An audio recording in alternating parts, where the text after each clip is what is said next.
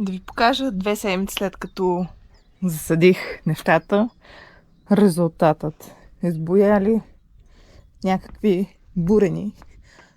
Сигурна съм, че нищо това не е което исках.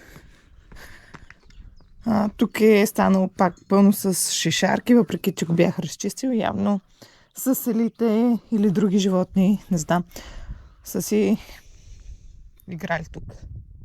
Но аз не се отказвам. Сега ще махна плевелите, които са избояли. Ще си засадя джоджина.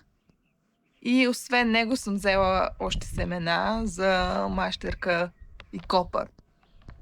Ще ги пръся. Така. Случайно може пък нещо и да поникне.